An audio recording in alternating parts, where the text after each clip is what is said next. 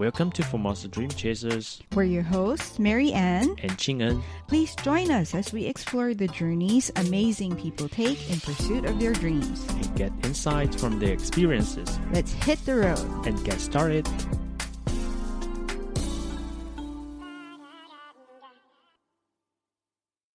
Welcome to the show. Today we're honored to speak with Father Joyalito Tajonera, who's a Maryknoll priest for almost 23 years.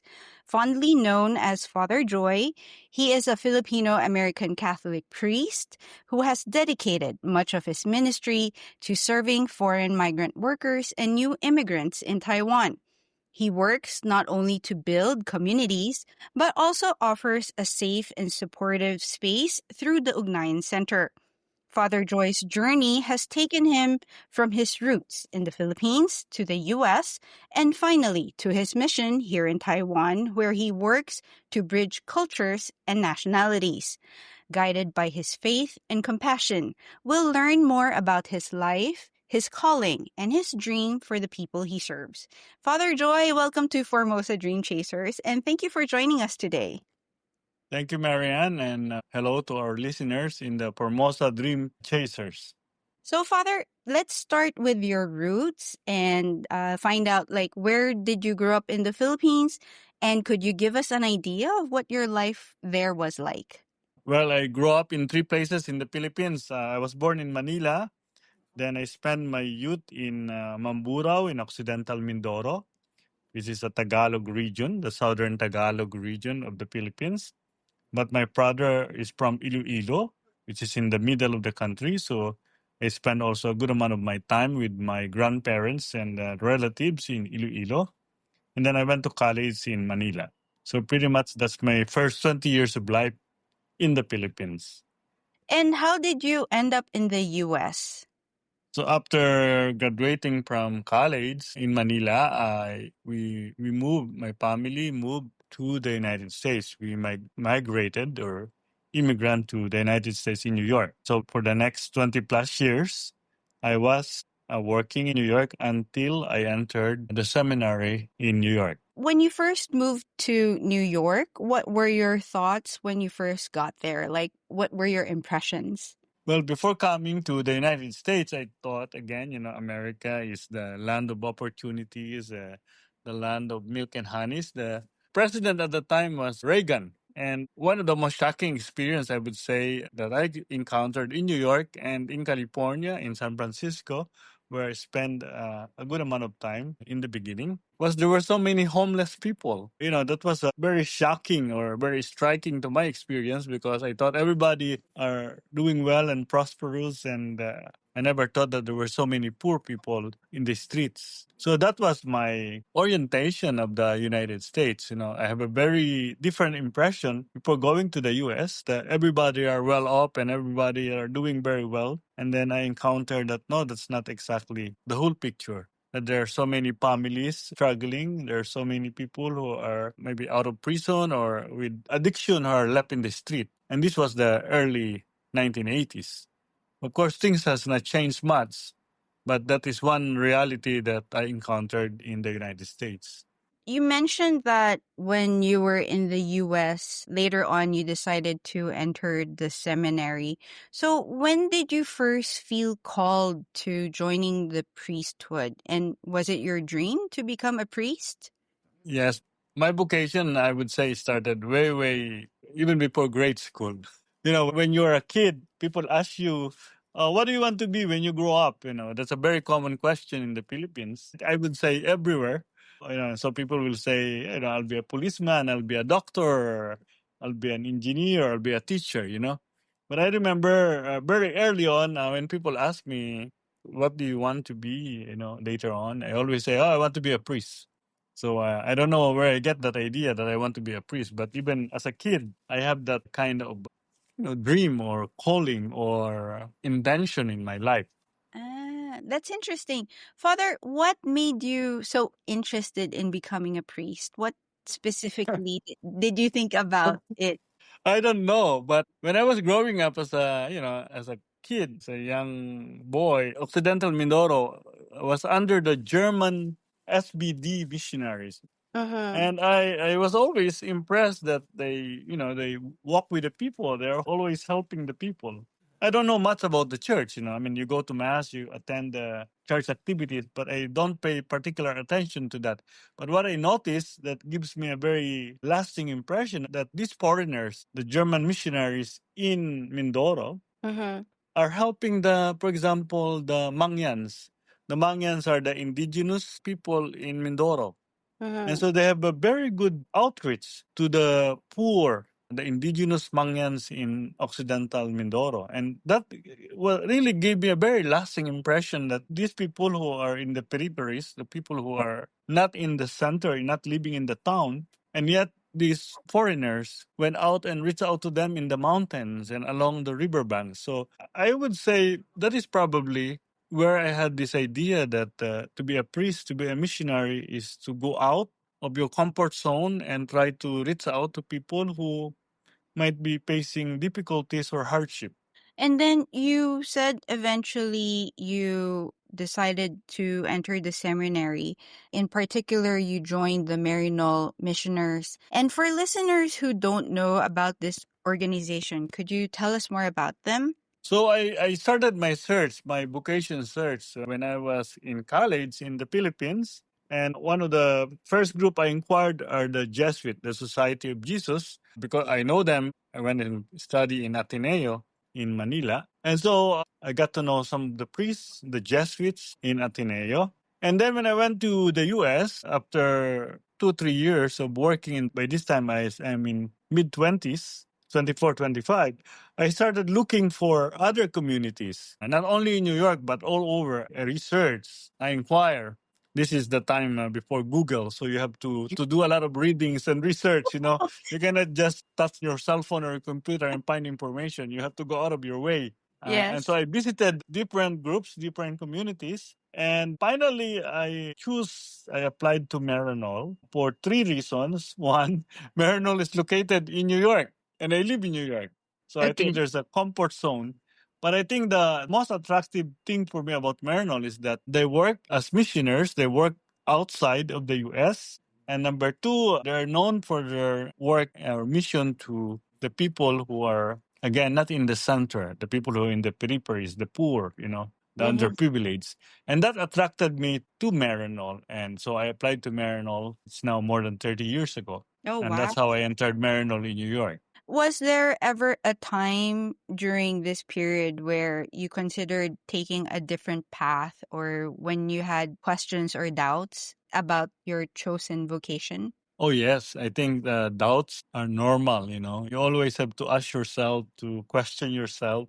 I think any commitment, any relationship that we have, there's always struggles. And I always say when I do some counseling or helping married people, a relationship is never a 100% honeymoon. There's Mm-hmm. always up and down in our relationship with one another. And that's true with our relationship with our God. It's never going to be just one smooth blue sky.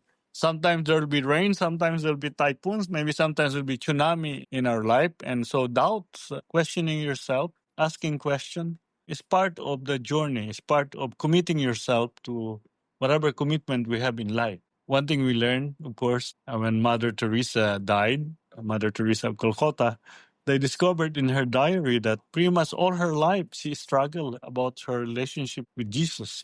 And I Right. think that's normal. That's part of our own discernment. It's part of our own commitment. Whatever commitment we make to ourselves, to one another, or to God, that we have to ask questions. Not Mm-hmm. to seek validation or to be validated, but just to know that are we doing the right thing? Are we doing the best that we should be doing? Are we Mm. really in love? Are we committed? So I think it's good to have doubts because it keeps you alert, alive, on your toes. But whenever you have doubts or questions, Father, what thoughts do you have to reinforce your commitment to your faith? Well, three things. One, of course, is you pray. I am a priest, so you pray. You ask God for help in your questions, in your doubts, in your discernment. Two, of course, you reflect. You can ask question without really listening to the answer. So I think, again, for all of us, it is important that if we have doubts or questions, we listen also to the answer. where our life is going or the direction. And three, I always talk to people. I consult friends, family, other priests or other religious sisters. I always consult. I'm a person who I'm not afraid to ask people to consult so that at least I can make the discernment or my evaluation more rounded. Mm. Okay. Father, going back to your story, so once you entered the seminary, how did you come to Taiwan? I think you mentioned that you came to Taiwan in 1998 Yes. previously. And so what brought you here? I was assigned by Marinol to go to Taiwan. I did not choose Taiwan. Again, this is a common practice. Usually, when you enter community life or religious life or even diocesan life, you take the vow or the oath of obedience. And that Mm, means you don't pick and choose what you like to do in your life. You allow your superior and God and the Holy Spirit to guide you. So I was assigned in Taiwan. I was given three choices where do you want to go. So the three choices I wrote is I'm going to Japan, to Hong Kong or China, and to Taiwan. And so they gave me Taiwan. Taiwan actually was my third choice. And now okay. I ended up 28 years in Taiwan. So Wow. that's the mystery of life. Okay, that's pretty cool. So, when you first got here in 1998, right, Father, what was your, first impression? Did you know much about Taiwan at the time? No, I know very little about Taiwan. Of course, I bought the books, tour guide to Taiwan. Yeah. And some information about Taiwan, but Taiwan was not in my radar. Mm, I know Hong Kong, I know Japan, I know Korea, but I don't know much about Taiwan. So I would say again, the first time I arrived in Taiwan, it was a culture shock. You don't know the language, you don't know the people. And mm, so I would say the first year, the first 2 years that I was here in Taiwan, I was struggling about the culture, the language. I don't understand. My Chinese is still not very good after 28 years in Taiwan. But you just learn to grow and to love where you are. And so okay. I adapted myself. Okay. You mentioned you were struggling with the culture. For our listeners who are curious about Taiwan, because you come from a background of being from the Philippines and then later having the American culture, what would you say is different from these cultures to the Taiwanese culture? Well, the first is the language. Mm, Again, I don't speak Chinese. I cannot read the characters. yes.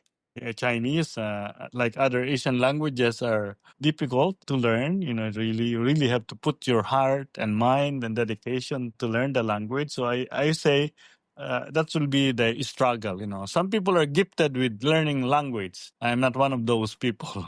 So I struggle with that. Second, of course, is you're away from your comfort zone. I mean, Mm, coming from the Philippines, you know more or less the culture. Going to the United States, you have to adjust, but not that much. But mm-hmm. here in Taiwan, you realize suddenly, oh, there are not too many Christians here. There are very few Catholics here. I'm not a majority anymore. I'm a minority. And so again, I think that's part of growing up. It's part of learning how to love Taiwan. When you are a minority, when you're in the small section, you're not anymore part of the majority. And then, of Mm, course, the third shocking thing that I was not ready and I didn't know that is that when I arrived in Taiwan, there were already a big number of migrant workers in Taiwan. I thought there are migrant workers in the Middle East, there are migrant workers in the US, there are migrants in Hong Kong and Singapore and Japan. But again, as I told you, Taiwan was not in my radar. And mm-hmm. so that was a shock or surprise to me that there were also many migrants in Taiwan. And the fourth one, I would say, 28 years ago, Taiwan is already doing very well. In many ways, it's already a first world country. So I Mm, was not also expecting that. Again, as probably it's because it was not in my radar. So I did not pay attention to the economic situation, political situation in Taiwan. understood. And then you mentioned you also left Taiwan. So, what was the reason why you left Taiwan and then came back in 2003? I left Taiwan to continue my studies to the priesthood in New York. So Okay. I came in 1998 to learn the language, to experience the culture and the people. And then I have to go back to the United States in the year 2000 after 2 years. I left the country actually first to go to Beijing, to go to Jilin, to go to mainland China. Also to experience the church there and the people and the culture. Then I went to the US to continue my studies. So after ordination in 2002, I came back to Taiwan. I was assigned to Taiwan. Okay. So you came in 2002 or 2003? Well, I came back almost towards the end of 2002. So I count 2003 already. Now, moving towards the work that you do, let's shift the focus to the Ugnayan Center that we have here in Taipei and in Taichung, which you started with the Marino Society. Before anything else, Ugnayan is a Filipino term. So what does it mean and why did you pick this to be the name for the center? One, because in New York, we started a Filipino community in Manhattan. We are all new immigrants in the US at that time in the early 1980s. And we call our group attached to St. Francis of Assisi in Midtown in Manhattan, Ugnayan. Ugnayan is a Tagalog word meaning being connected to one another, one community or reaching out to one another. And I like the word Ugnayan because when I arrived in Taiwan in 1998, the Filipino migrants in Taichung invited me to work with them, to be with them, to connect with them. And that's how I started Ugnayan. It is because the migrant workers invited me to join them, to create a small community in Taichung. So when I come back in 2002, 2003, I went back to where I started in 1998, 1999. And some of the people that I left behind during that time are still here. And so they asked me, now that you're a priest, can you minister to us? Can you work for the migrants? And so I said, yes. So during the time, I was in Taipei on Monday to Friday, and Friday to Sunday, I go back to Taichung to do ministry to mostly the Filipino migrants in Tansi, Taichung City. Okay. So, Father, what would you say is the main mission of the Ugnayan Center? We have there are five-fold mission of Ugnayan. Number one, of course, is we reach out to the migrants for their spiritual needs. Because I'm a priest, I rented a place in Tansi and converted it to a church so that people can go and attend the mass and do church activities. But along the way, I also realized that many people need shelter, need help, need counseling, need advice. Maybe they're sick, maybe they lost their job. So immediately, I always said to myself that this will not just be a church building, but this should also be a migrant center and a migrant shelter. So right away, that was integrated from the very beginning of my work, of my mission in Taiwan, that it's not only the spiritual needs of the people, but also the issue of justice, the issue of labor rights and human rights and women's rights, and of course, providing the actual physical service by providing a shelter, a safe place for people who are struggling or in trouble or who are sick. And so that's how we started it. And the number 4 and the number 5 that we also started almost from the very beginning is to provide training. As you know, we provide training together with the Philippine government to improve the job skills of the migrants, like learning how to use the computer, learning how to do other skills.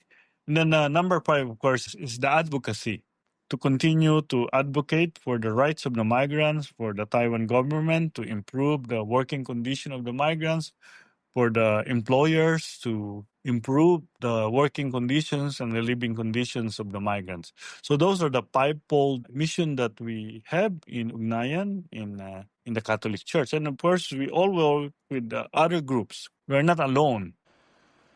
That's where we'll pause our conversation with Father Joyalito, Joy Tajonera. In our next segment, we'll talk more about the Ugnayan Center, the heart of his ministry here. We'll learn more about its role and how the Ugnayan Center is making a difference for the migrant community. Stay with us, you won't want to miss it.